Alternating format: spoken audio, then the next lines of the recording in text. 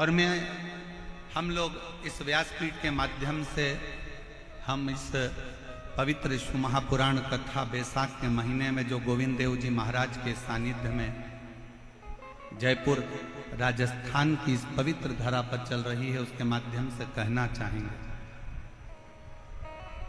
कितना भी दुख है, कितनी भी तकलीफ हो, कोई याद ना आए, हाथ में अगर पानी का लोटा भी ना हो, कोई वस्तु भी ना हो, कोई बेलपत्र भी ना हो, कोई सामग्री भी ना हो, तो भी 15 दिन से तुम नहाए भी ना हो, कितने भी अशुद्ध क्यों ना हो, तो भी तुम जहां हो अपने नजदीक के दुख की घड़ी में अपने नजदीक के शंकर के मंदिर के बाहर भी खड़े होकर अगर श्री शिवाय नमस्तुभ्यम कहकर पुकार लिया तो शंकर भगवान करुणा जरूर करते हैं और दुख जरूर, दुख जरूर काटे, करुणा जरूर करे। पर तुम्हें, आपको और हमको स्मरण करना पड़ेगा, हमको ये ज्ञात करना पड़ेगा कि हमें शंकर जी को पुकारने के लिए विश्वास की जरूरत है। एक विश्वास के साथ शिव को, एक भरोसे के साथ शंकर भगवान को भजो।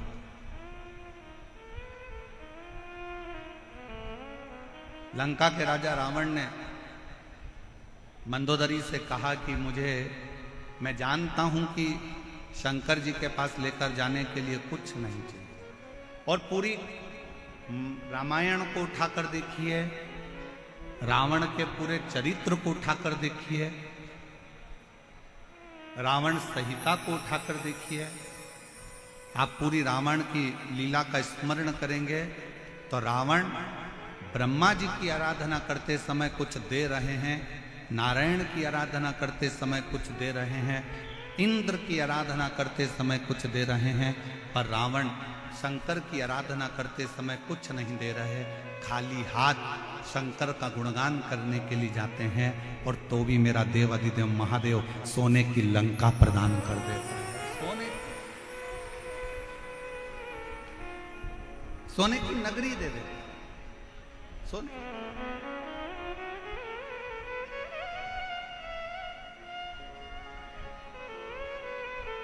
रावण को मालूम है कि एक विश्वास बहुत जरूरी है। अभी आप आगे कथा में सुनेंगे, ईसर गोरा जी शिव महापुराण की कथा का रसतत्व ग्रहण करते समय आप श्रवण करेंगे, चंचुला देवी का मन 2 जगह पर डोल गया।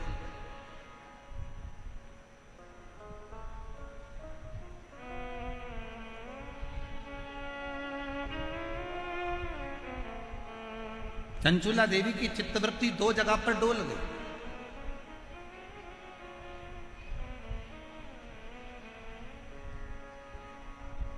चंचुला देवी का मन 2 जगह पर विचलित हो गया, 2 जगह डोल गए। कब डोला? जिस समय पर चंचुला देवी की आंख में जल भर गया और तुमरुका जी कथा कर रहे थे और चंचुला देवी ने कहा, क्या मेरा पति प्रेत योनि में पड़ा हुआ है, क्या वो मुक्त हो जाएगा, क्या उसको मोक्ष मिल जाएगा, क्या वो मुक्त हो जाएगा? ईसर जी गोरा जी पीछे बैठे थे, उन्होंने चंचुला देवी को आगे बिठाया और ईसर गोरा गणा गोर पीछे बैठे।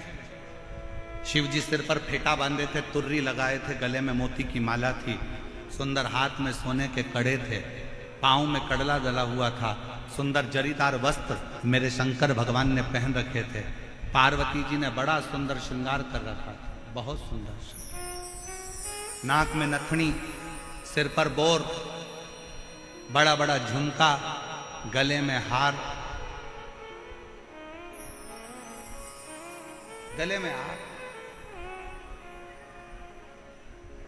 सुंदर लहंगा, चोली, चूंदड़ी गोरा जी पहनी हुई थी। सिर में बैन, थोड़ी थोड़ी बेड़ियां लगी हुई थी। एक राखड़ी, अब इधर राखड़ी को क्या बोलते हैं हमें नहीं मालूम, एक राखड़ी बोर से बाल में बंधी हुई थी, एक राखड़ी।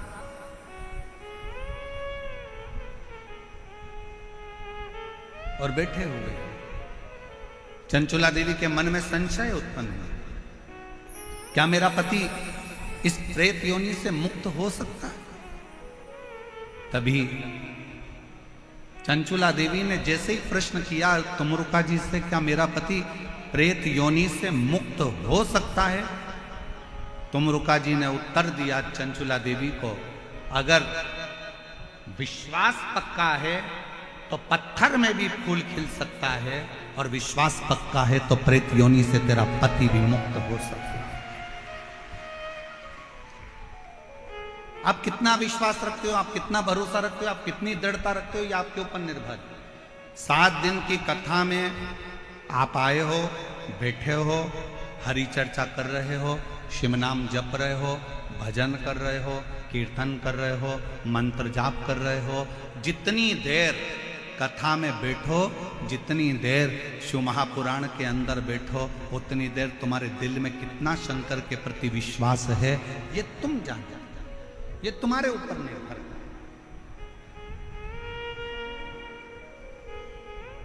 आपका भरोसा कितना है ये आपके ऊपर निर्भर करता है। एक पत्र है, अच्छा है, देखिए।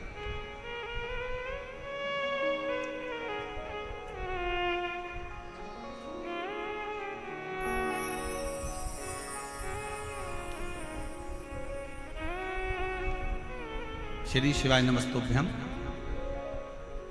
मेरा नाम रेखा शर्मा है। मेरे पति का नाम वेद प्रकाश शर्मा है। मैं बामनवास सवाई माधोपुर से आई हूँ। मेरा मोबाइल नंबर ये है। कहीं बैठी हो तो हाथ हिला सकती हैं, कहीं बैठी हो तो हाथ हिला सकती हैं। सवाई माधोपुर से रेखा शर्मा, पति का नाम वेद प्रकाश शर्मा। सब में जुलाई में मेरे पति के पेट में अचानक दर्द हुआ। फिर हमने उन्हें जयपुर के जीवन रेखा हॉस्पिटल में दिखाया तो पता चला कि उनकी लेफ्ट किडनी में कोई नस बंद बताई है। फिर डॉक्टर ने बताया कि किडनी निकालना पड़ेगी और परेशान बता दिया। फिर डॉक्टर ने दवाई दी 15 दिन की और कहा कि 15 दिन बाद ऑपरेशन कराना होगा, नहीं तो इन्फेक्शन हो जाएगा। इसके बाद मेरी भाभी का फोन आया तो मैंने उन्हें पूरी बात बताई। वह छत्तीसगढ़ मध्य प्रदेश से हैं। उन्होंने मुझे बताया कि आस्था चैनल पर पंडित प्रदीप मिश्रा की कथा आती है,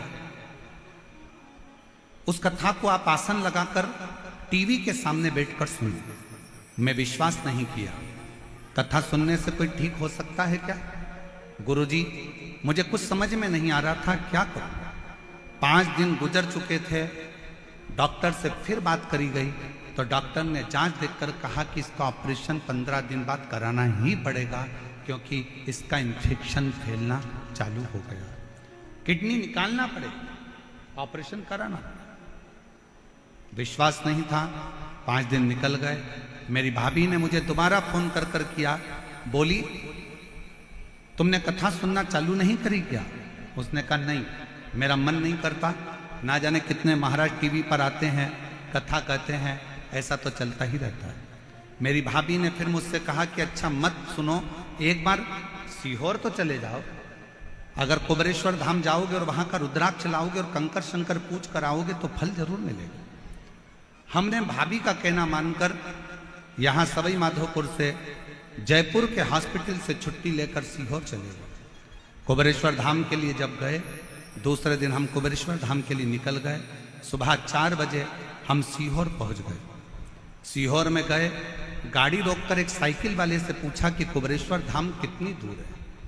साइकिल वाले ने तुरंत अपशब्द कहे, गुरुजी आपको आड़े टेढ़ी बातें कहीं और कहा क्यों जा रहे हो कुबेरेश्वर धाम पर, क्यों छोड़कर आए हो अपना गांव, क्यों वो प्रपंच में वो ढोंगी के चक्कर में पड़े हो। और उसी समय पर हमारी आंख से जल बह गया। हम थोड़ी देर निकले, सीहोर के ही एक व्यक्ति ने जब इस तरह का शब्द कहा, हम थोड़ी दूर और आगे बढ़े, और आगे बढ़ने के बाद एक बूढ़ी अम्मा मिली। उस बूढ़ी अम्मा ने हमको बुलाकर कहा, बहन इधर आओ, सुबह की 4 बज रही है, तुम इधर उधर पूछती फिर रही हो, क्या बात है? कहा कुबेरेश्वर धाम जाना है। कहा एक काम करो, ऑटो पकड़ो, ऑटो वाला को मैं बुला देती हूँ। और वो बूढ़ी माँ ने ना जाने कब कौन सा ऑटो वाले को आवाज़ लगाया, 5 मिनट में ऑटो वाला आकर खड़ा हो गया और वो बूढ़ी माँ ने हमें कुबेरेश्वर धाम भेज दिया। गुरुदेव, कुबेरेश्वर धाम पर जाकर हम दान कार्यालय पर पहुँचे। वहाँ जाकर हमने पूछा कि कंकर शंकर पूजन कैसे होती है। उन्होंने बताया 5 कंकर बीन लो, पूजन कर लो और बाबा से प्रार्थना करो। उस समय पर रुद्राक्ष वितरण बंद था। हमको कहा कि रुद्राक्ष नहीं मिलेगा। हम जाने लगे, पीछे से उन्होंने वापिस आवाज लगाकर कहा कोई जरूरी काम है क्या? हाँ साहब। तो उन्होंने एक रुद्राक्ष दिया गले में धारण करने के लिए, दूसरा रुद्राक्ष दिया तांबे के कलश में गलाकर पति को पिलाने के लिए। हम लोग तांबे के कलश में रुद्राक्ष गलाते, हमने सोचा बहुत देर हो रही है, आज 8 दिन बीत गए, 15वें दिन ऑपरेशन है।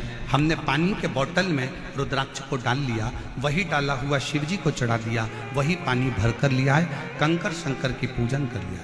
15 दिन बाद हम डॉक्टर के यहाँ ऑपरेशन के लिए पहुँच गए। डॉक्टर ने फिर से जांचें प्रारंभ करी और जांच प्रारंभ कर कर कहा भूतो न भविष्यते, इस व्यक्ति की किडनी ने काम करना चालू कर दिया है, कोई ऑपरेशन की जरूरत नहीं पड़े।